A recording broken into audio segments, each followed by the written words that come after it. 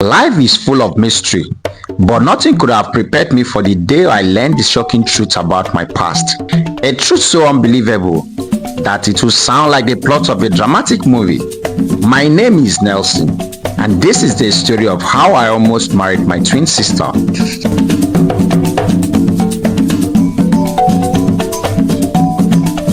It all started years before I was even aware of the war. Nurse Precious worked at the State General Hospital in Benin City. To her colleagues, she was hardworking and dedicated, but beneath the surface, Precious was a predator, preying on vulnerable mothers. Her dark secrets: she exchanged newborns for money. Families desperate for male hair would pay her to switch their baby girls and boys, while she fabricated stories to the biological parents, often claiming their babies had died. One tragic day, my biological mother, Grace, went into labor with twins, a boy and a girl. The delivery was long and painful, but after hours of effort, she gave birth to me and my sister, Juliet. Exhausted, she slipped into unconsciousness, unaware of the storm brewing around her. Earlier that same day, another woman had delivered a stillborn baby boy. Overwhelmed with regret, the family was willing to do anything for a child. Precious saw an opportunity. She swapped the lifeless baby for me and handed over me to the grieving parents, assuring them I was their son. When Grace woke up, she was told her baby boy hasn't survived. Heartbroken, she clung to Juliet, never knowing the truth. Juliet grew up in Benin City, loved but unaware she had a twin. I, meanwhile, was taken to Ghana, raised by my adoptive parents, the Mensa, who had no idea about the deception surrounding my adoption. I grew up in a world of privilege. The Mensas treated me like royalty, giving me the best educations and opportunities money could buy. They never hid the fact that I was adopted, but they knew little about my origins, only that I was Nigerian. I excelled in school, eventually building a lucrative business in forwarding and clearing. By the time I turned 30, I was a self-made millionaire. Despite my success, I always feel an emptiness inside, a longing to know where I came from. One evening, scrolling through Facebook, I came across a profile that caught my eye. Juliet. She had a radiant smile, but what struck me most was how familiar she looked. I couldn't explain it, but something about her drew me in. I sent her a friend request, and to my surprise, she accepted almost immediately. We began chatting, and it was as though we had known each other forever. Juliet was everything I admire in a person: intelligent, kind and beautiful. Over time, our conversations deepened.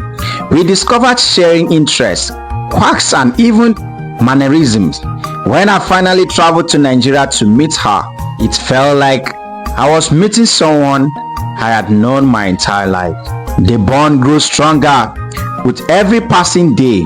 People often joked about how much we look alike, calling us siblings. We laughed it off, attributing it to coincidence. I fell deeply in love with Juliet, convinced she was my soulmate. I shared my dreams with her, telling her about my life in Ghana and my desire to settle down with someone special. Juliet too saw a future with me. For the first time in my life, I felt complete. One fateful day, Juliet felt gravely ill.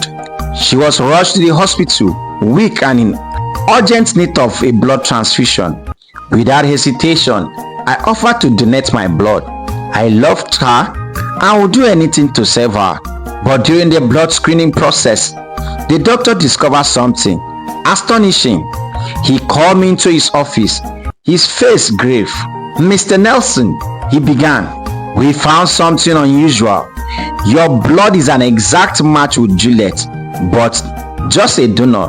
Your DNA indicates that you are biologically related, possibly siblings." I froze. The weight of his words crushing me.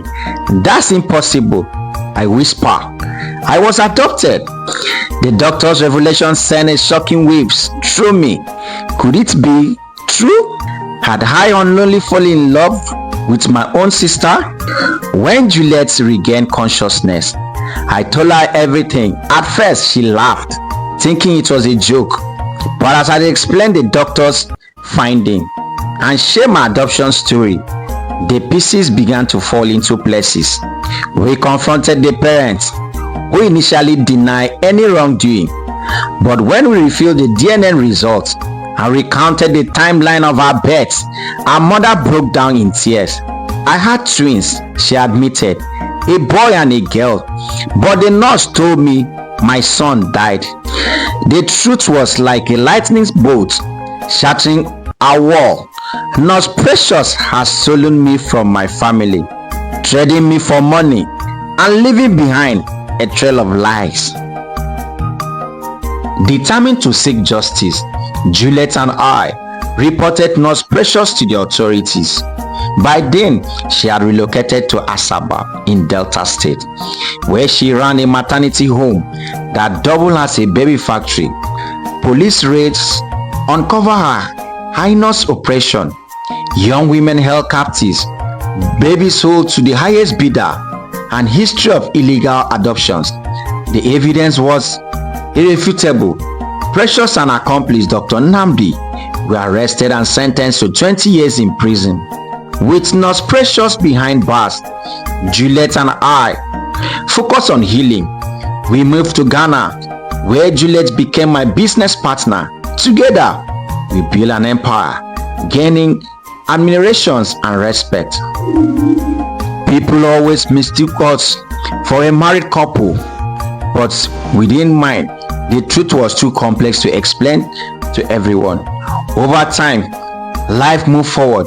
Juliet met and married a kind man named Daniel, while I found my love with Ada, a compassionate and a loving woman.